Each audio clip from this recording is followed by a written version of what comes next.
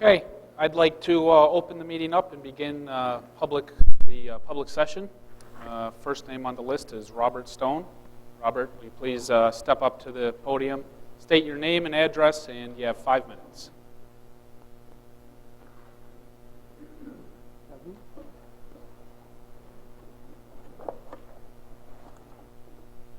My name is Robert Stone, 119 West Seneca Street.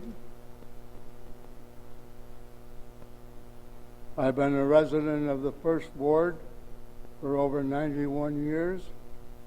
I support the alternative side parking during the winter. I'd like to go on record as saying I support that under certain conditions. I will ask the council to consider changing the no parking hours to a more convenient hours rather than the current hours. You can't imagine everybody getting out of bed at midnight to go and move their car to the other side of the street.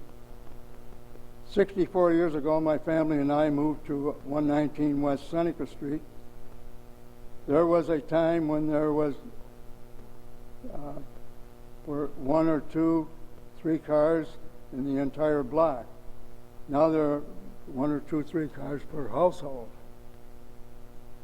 Therefore, making parking the cars on the street difficult and sometimes impossible. Some of the building lots are too narrow for the driveway and much less than having a garage on there. Some accommodations must be made for that. For years, I parked my car on the front lawn between the sidewalk and the curb. And several years ago, the city widened the road, West Seneca Street, by taking a lot of the space between the curb and my house, thus eliminating the opportunity the space to park between the curb and the sidewalk on the green grass.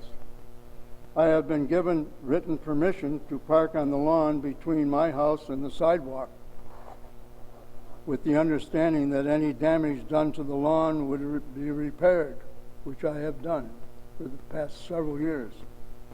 As a matter of fact, I have an application on file right now, but it hasn't been returned to me, and I think I know the reason why. I'm trying to be civil about this. By the way, my family is that arrangement is the best of several considered options, parking on the grass between the house and the sidewalk. By the way, West Seneca Street, from the river to the forks of the road, has parking only on the south side of the street the year round, winter, fall, spring, and summer. No parking on the south side.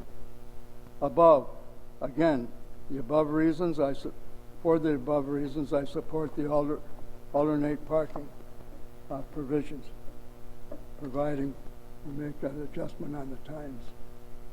Thank you very much for this opportunity. I have to get out of here now before I embarrass myself by being very sarcastic. Kevin knows I can do it. I know. Thank you. Our next speaker is John Clark. John?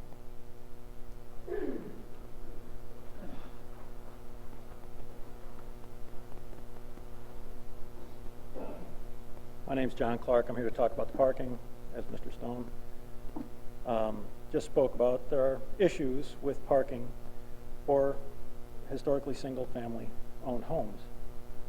My house is one of those houses.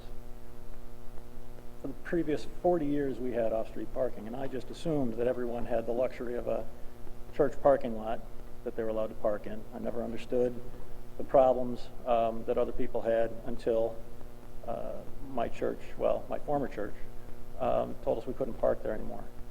So the neighborhood that depended on that space was basically kicked to the curb and left to find our own parking. As luck would have it, it happened to be the same time that Mayor Gillen was putting the alternate parking into play. I told Councilor Walker and Mayor Gillen that it needed to be something like a permit. It couldn't be for everybody because it would be abused by the lesser people in the community, and lo and behold, it was. And now, after all of this problem that took place last winter, we're talking about it after the first of the year, a full month after the parking ban used to go into effect. That's mismanagement. And there are 4 people that are here today that were part of that mismanagement. It should have been handled in June, July, August, September even.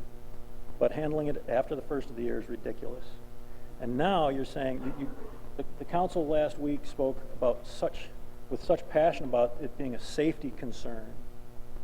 And then they say, well, we could not, I know you're trying to find an answer to a problem for people, but you're saying, oh, well, we could have you park at Brightbeck or at the old Price Chopper building, the Port Authority owned Price Chopper building.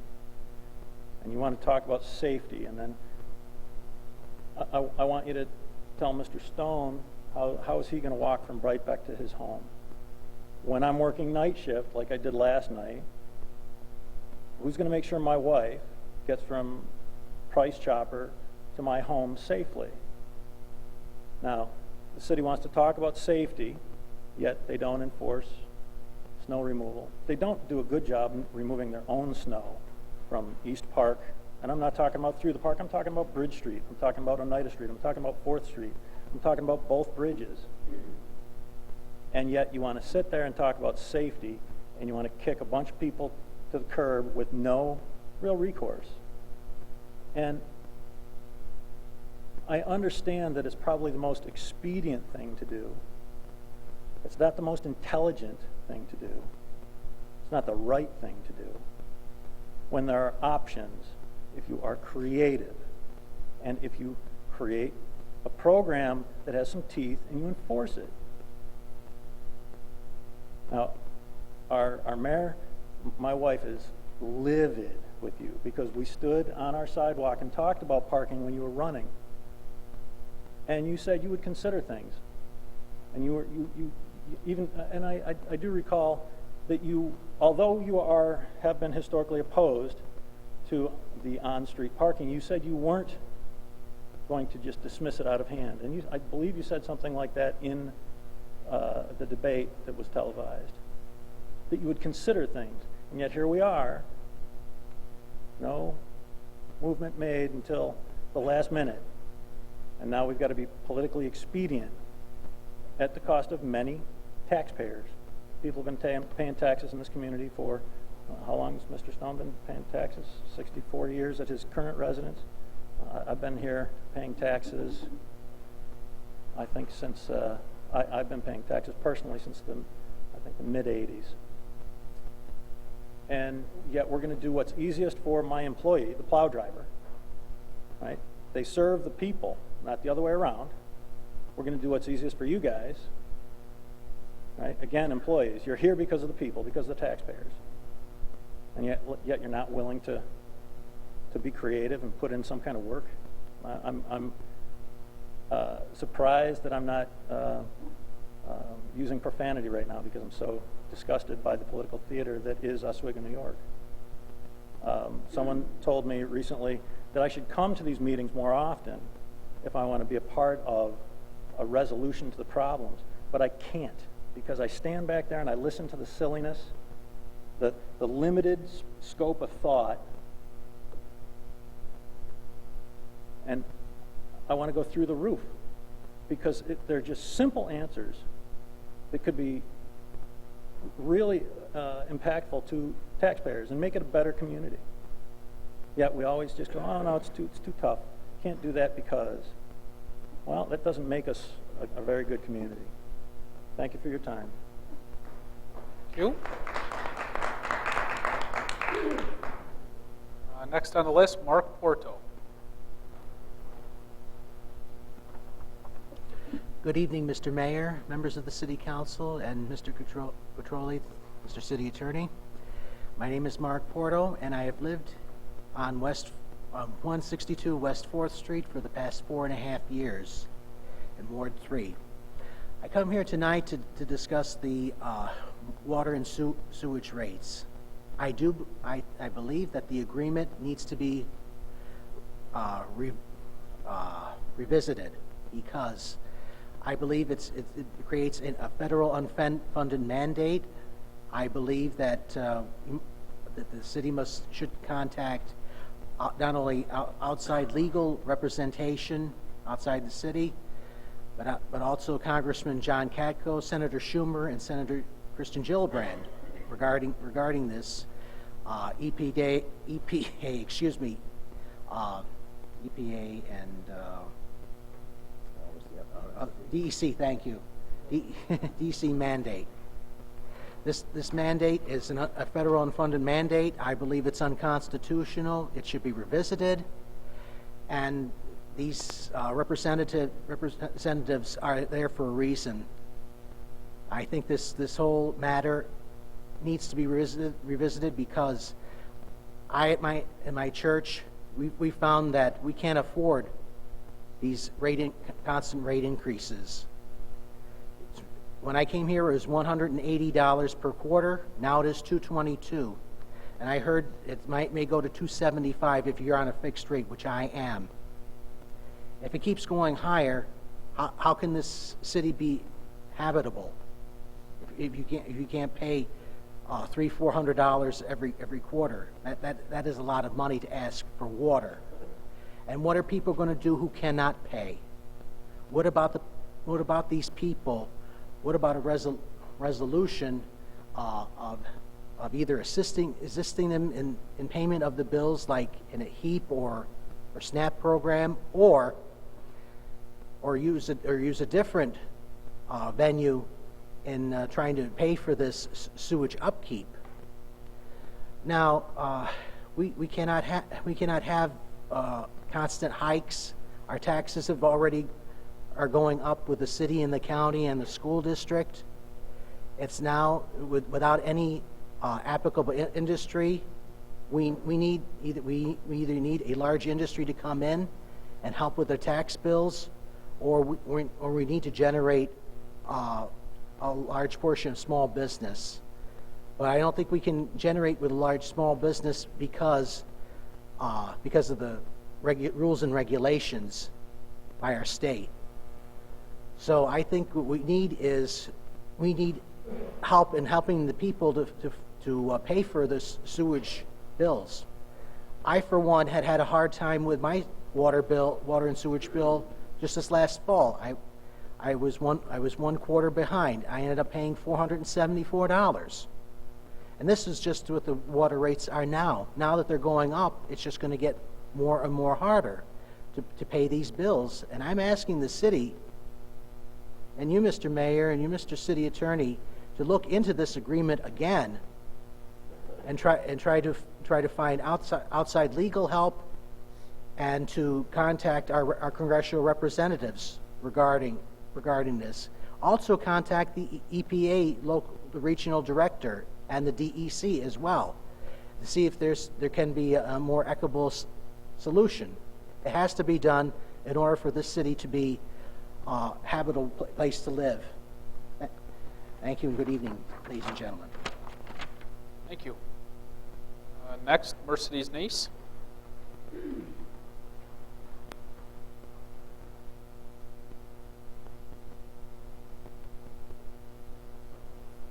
Good evening. My name is Mercedes Niece. I'm in the 5th Ward at 128 Erie Street.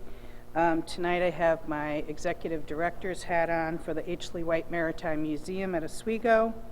I'm here to speak in support of the Community Development Office's proposal for a new environmental conditions assessment and for a landscape architecture and program management marketing plan for the Flexo Wire site and the marina area. We're very excited to work closely with the city's efforts to develop and enact a new waterfront concept, as well as with the county on the National Marine Sanctuary proposal. Some of you may be aware that in addition to working on the Oswego Lighthouse restoration, the Maritime Museum has been working on a long-range plan to develop our museum and boating center to dramatically expand our program offerings to the public for both tourists and area residents. We see community development's efforts to be complementary to our long-range vision for our institution and look forward to a productive partnership that results in better use of our waterfront. Thank you very much. Thank you.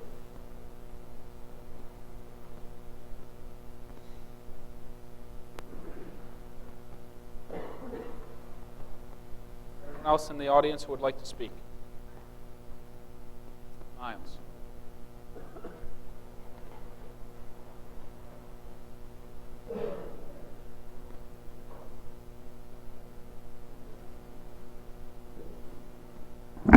Thank you, Mayor. Thank you, Council, for letting me come up here and express myself. I'm not too worried about the parking. My bike fits real well in my garage. Well, you got to have some humor up here after all. Mayor Gillen made a statement a couple years ago about big things are coming. Well, I hate to be smart here and negative, but big things have left. Just take a look around. The Electronics Parkway hired 20,000 people at one time 30 years ago. That's gone and flat. New Processed Gear, gone and flat. Carrier Corporation, gone and flat. Now you want me to start north here where everybody else knows that Miller, gone. They are there, but they're not there.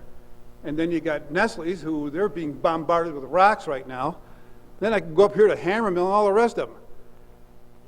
I wish you luck, Mayor, and your state representatives in Schumer, and I talked to Catco Saturday. I wish you all the luck in the world of bringing back commerce industry here, because the only thing that Syracuse has been able to bring back is that amphitheater. You know, it just seems kind of strange, you know, that they got big things coming too. Then the other thing I thought ironic the other night, and this is off the beat a little bit, okay, but you know me. I was thinking about mayors, especially the ones that are on the other side of the fence than you and I are, Bill, the Democrat mayors. John Sullivan, he didn't have any problem taxing the crap out of everybody around here. Pardon the language. He didn't have a problem, but where's he owned a house lately in the last 30 years? Then I can go up to Terry Hamill, Mayor Terry. He didn't have any problem jacking that 48% up for some kind of reserve fund, $18 million. I didn't understand that strategy anyway. And now he's over to Harbor House, not paying hardly any taxes at all, him and Dick Atkins. Then we got Randy Bateman, who sold his house. He didn't have a problem jacking taxes up. Now he's in Texas or Georgia someplace. You know, I don't get these guys. They don't have a problem going right to the taxpayer's wallet, but yet what are they doing to contribute right now?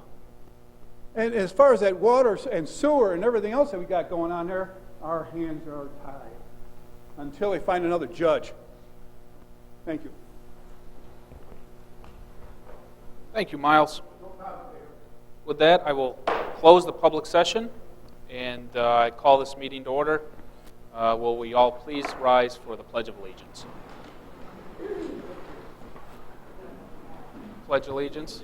Flag of the United States of America, to the republic for which it stands, one nation, under God, indivisible, with liberty and justice for all.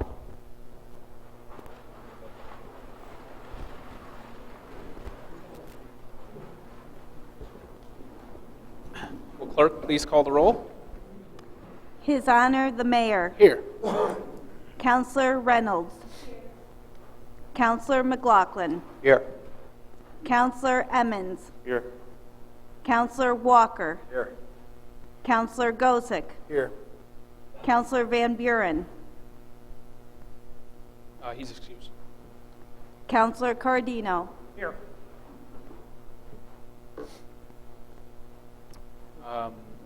6 present, 1 excused. Thank you. Under the mayor's report, the only thing I have is the first executive order of the year. This is Executive Order Number 1, 2016. The winter parking ban. Effective immediately, the parking of any vehicle on any city street or highway from 1 a.m. to 6 a.m. shall be prohibited. This restriction is in addition to and not in lieu of any other permanent parking restrictions that may apply to vehicles. The executive order temporarily suspends the provision of the winter parking restrictions contained in Article 4, Sections 257-27 of the Code of the City of Oswego. This matter is further referred to the Traffic Committee for further consideration, including but not limited to the continuation of any lawful parking restrictions imposed hereby. By the order of the Mayor of the City of Oswego, in accordance with Article 4, Section C400 of the Charter of the City of Oswego, as set forth in the Code of the City of Oswego, New York, dated January 11, 2016. What this means is effective at 1 a.m. Tuesday morning, the no parking on the street whatsoever is in effect. The ban is from 1 a.m. to 6 a.m. That means during the day you can park wherever you please. However, all cars have to be off the street from 1 a.m. to 6 a.m. We will have municipal lots available for off-street parking. Traditionally, there was a fee attached to using those lots. Because we are already in the middle of January, we are waiving those fees. That fee traditionally was $100. I will instruct the Oswego Police Department to issue courtesy citations and warnings for as long as we can, for a limited grace period, but we will extend that grace period as long as we can. Should the weather turn, however, we will take the next necessary action to clear the roads. That is effective 1 a.m. Tuesday morning. That's all I have under the mayor's report. Any councilors have any comments or reports? Seeing none, will clerk please call Resolution 11. To approve minutes, Common Council meeting held December 14th, 2015. Councilor Walker, Councilor McLaughlin. Clerk, please call the roll. Councilor McLaughlin. Yes. Councilor Emmons. Yes. Councilor Walker. Yes. Councilor Gozick. Yes. Councilor Cordino. Yes. Councilor Reynolds. Yes. The resolution passes 6 yes, 1 absent. Will clerk please call Resolution 12. To approve minutes, inaugural meeting held January 1st, 2016. Councilor Emmons, Councilor Walker. Clerk, please call the roll. Councilor McLaughlin. Yes. Councilor Emmons. Yes. Councilor Walker. Yes. Councilor Gozick. Yes. Councilor Cordino. Yes. Councilor Reynolds. Yes. The resolution passes 6 yes, 1 absent. Clerk, please call Resolution 13. To appoint Commissioner of Deeds. Councilor Cordino, Councilor Walker. Any discussion? Clerk, please call the roll. Councilor McLaughlin. Yes. Councilor Emmons. Yes. Councilor Walker. Yes. Councilor Gozick. Yes. Councilor Cordino. Yes. Councilor Reynolds. Yes. The resolution passes 6 yes, 1 absent. Will clerk please call Resolution 14. To approve use of public space, Elizabeth McGrath, owner of property located at 16 West 5th Street, in order to erect a porch. Councilor McLaughlin, Councilor Gozick. Any discussion? Clerk, please call the roll. Councilor McLaughlin. Yes. Councilor Emmons. Councilor Walker. Yes. Councilor Gozick. Yes. Councilor Cordino. Yes. Councilor Reynolds. Yes. The resolution passes 6 yes, 1 absent. Clerk, please call Resolution 15. To approve use of public space, Richard H. Sivers, Vice President of the Oswego County Historical Society, in order to install a new historic roadside marker at the corner of East 1st and Oneida Streets. Councilor Walker, Councilor Emmons. Any discussion? Clerk, please call the roll. Councilor McLaughlin. Yes. Councilor Emmons. Yes. Councilor Walker. Yes. Councilor Gozick. Yes. Councilor Cordino. Yes. Councilor Reynolds. Yes. The resolution passes 6 yes, 1 absent. Clerk, please call Resolution 16. To approve use of public space, Ellen B. Clark, concierge for Experience Oswego, New York, in order to place 10 illuminated hearts on the Bridge Street bridge poles during the month of February. Counselor Gozick, Counselor Cordino. Any discussion? Clerk, please call the roll. Counselor McLaughlin, Yes. Counselor Emmons, Yes. Counselor Walker, Yes. Counselor Gozick, Yes. Counselor Cordino, Yes. Counselor Reynolds. The resolution passes, 6 yes, 1 absent. Clerk, please call Resolution 17. To authorize mayor to sign change order number EC-1 with Rombo Electric Incorporated for project modifications to the Charles E. Riley Booster Pump Station project. Motion. Counselor McLaughlin, Counselor Walker. Any discussion? Clerk, please call the roll. Counselor McLaughlin, Yes. Counselor Emmons, Yes. Counselor Walker, Yes. Counselor Gozick, Yes. Counselor Cordino, Yes. Counselor Reynolds. Yes. The resolution passes, 6 yes, 1 absent. Clerk, please call Resolution 18. To authorize mayor to execute an agreement with the County of Oswego through the Oswego City County Youth Bureau for reimbursement from the AmeriCorps grant. Motion. Counselor Walker, Counselor Cordino. Clerk, please, any discussion? Clerk, please call the roll. Counselor McLaughlin, Yes. Counselor Emmons, Yes. Counselor Walker, Yes. Counselor Gozick, Yes. Counselor Cordino, Yes. Counselor Reynolds. Yes. The resolution passes, 6 yes, 1 absent. Clerk, please call Resolution 19. To authorize mayor to execute an environmental risk management services agreement with Synapse Property Resources for property located at 68 West First Street. Counselor Emmons, Counselor Walker. Any discussion? Clerk, please call the roll. Counselor McLaughlin, Yes. Counselor Emmons, Yes. Counselor Walker, Yes. Counselor Gozick, Yes. Counselor Cordino, Yes. Counselor Reynolds. Yes. The resolution passes, 6 yes, 1 absent. Clerk, please call Resolution 20. To authorize mayor to accept and execute a proposal submitted by SWBR Architects for the Oswego Harbor Revitalization Initiative. Counselor Cordino, Counselor Emmons. Any discussion? Clerk, please call the roll. Counselor McLaughlin, Yes. Counselor Emmons, Yes. Counselor Walker, Yes. Counselor Gozick, Yes. Counselor Cordino, Yes. Counselor Reynolds. Yes.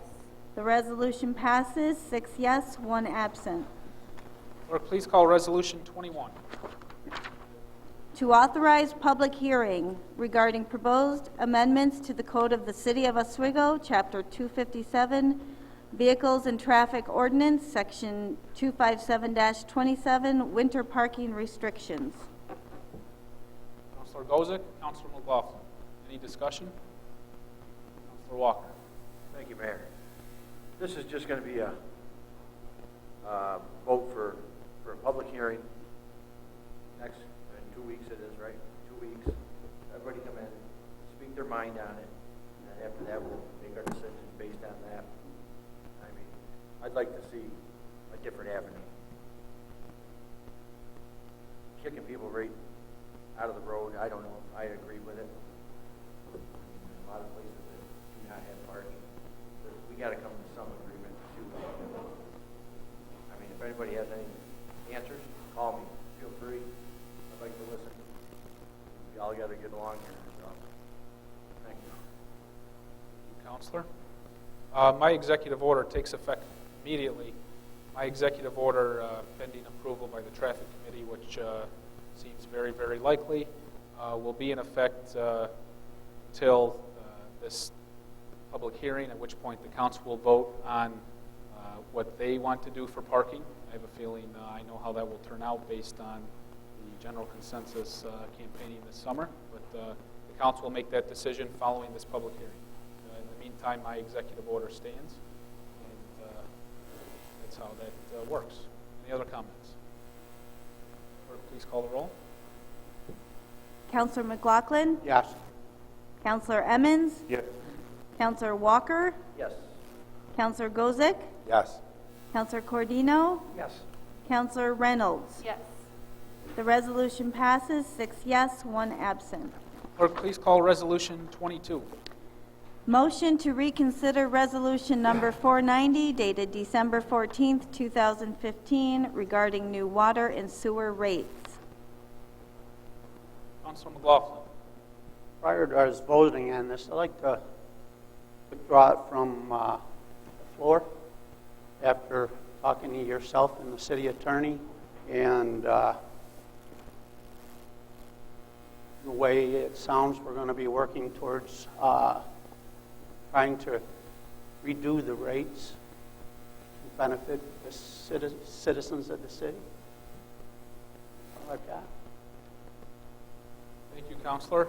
And after talking to Councilor McLaughlin, who raised this issue at the first meeting this year, we talked about some ideas moving forward that we think will be beneficial to the homeowners, and that is really a long-term viable solution that we're going to work on that will focus on usage rather than flat rates. Some questions were raised at the Administrative Services Committee last week about what exactly the consent decree is, how much money was involved, so on and so forth. I had the city chamberlain and purchasing agent of the city draw up some bullet points that I thought would be handy to the public, and I'm not using that to sway votes for rescinding or not. In fact, Councilor just removed the item anyway, but just some points of interest. Part of the consent decree was the wastewater treatment plant expansion and upgrade. The consent decree required that the city of Oswego increase the capacity of the treatment plant from 8 million gallons per day to 12 million gallons per day. Total cost of the project was $10,011,000, and the city was granted $2.5 million in principal forgiveness. The city bonded $7.5 million, roughly, through EFC, Environmental Facilities Corporation, over a 30-year term, resulting in an average annual debt service payment of $340,000. Another bigger item was a catch basin removal project.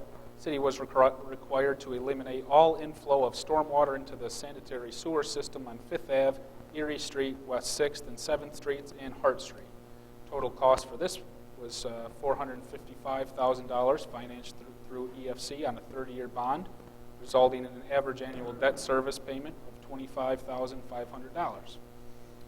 Another larger project, sewer separation and sewer rehab, the first 25%, project 1902. The city was required to eliminate the combined sewers and rehabilitate the sanitary sewer system as necessary. The total cost of this completed project was $6.3 million, financed by the EFC through a 30-year bond. The city received $1.5 million in principal forgiveness on this project. Average annual debt service payment, $256,000. Let's see, another one. I'll do one more. EFMF upgrade. The city was required to perform an evaluation on the design capacity, condition of the plant equipment, and operational redundancy of the EFMF. Significant upgrades were identified to bring the facility in compliance with generally accepted industry standards. Total cost of the project was $5.7 million, which was financed through the EFC on a 30-year bond, resulting in an average debt service payment of $257,000. There's several more bullet points, but that is just to give you some idea of what was slapped on us by the DEC and EPA, which is the consent decree. When we refer to the consent decree, this is how it reads in plain English, and it's hopefully that somewhat outlines the daunting task that we have ahead of us, which is not on our terms, not on our schedule. It's imposed on us. So that's just to give you an outline. I'm happy to provide this to anyone who likes to read it after the meeting. With that, the councilor remove this item from the agenda. Will clerk please read Resolution 23?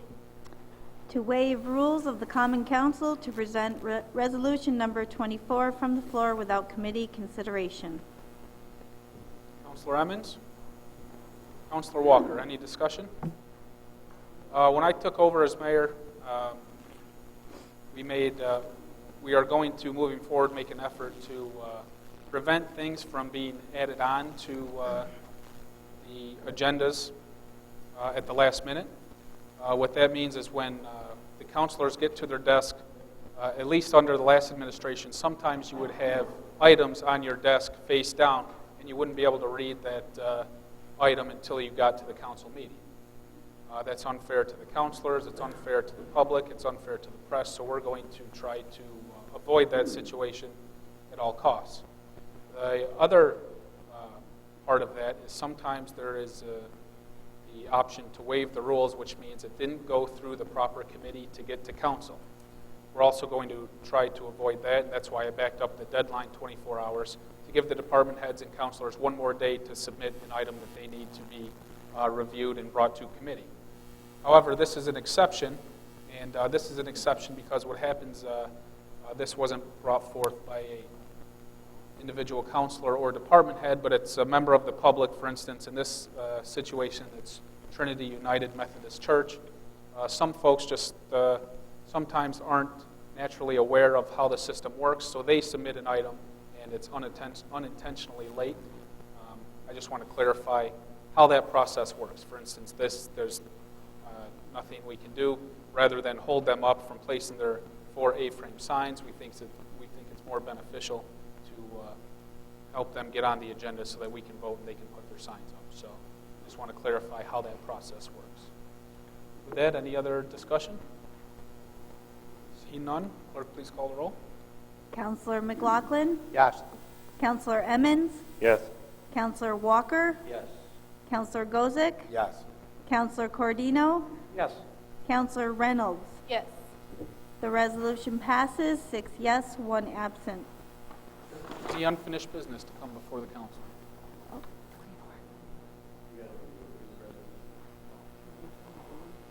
Oh, apologize. Clerk, please call Resolution 24. To approve use of public space, Trinity United Methodist Church, in order to place 4 A-frame advertising signs for their winter carnival to be held on Saturday, January 23rd, 2016. Councilor Walker, Councilor Cordino. Any discussion? Councilor Walker. Again, to say what the mayor said, this is for the 23rd of January. They're having their signs. They want them out before, so you got to give and take a little bit on this. People send in an agenda. We got to be forth with them and let them put it in. Thank you. Any other discussion? Clerk, please call the roll. Counselor McLaughlin? Yes. Counselor Emmons? Yes. Counselor Walker? Yes. Counselor Gozick? Yes. Counselor Cordino? Yes. Counselor Reynolds? Yes. The resolution passes, 6 yes, 1 absent. Any unfinished business to come before the council? Seeing none, can I have a motion to adjourn? Councilor McLaughlin, Councilor Cordino. Clerk, please call the roll. Counselor Reynolds? Oh, I'm sorry. Counselor McLaughlin? Yes. Counselor Emmons? Yes. Counselor Walker? Yes. Counselor Gozick? Yes. Counselor Cordino? Yes. Counselor Reynolds? Yes. The resolution passes, 6 yes, 1 absent. Meeting adjourned.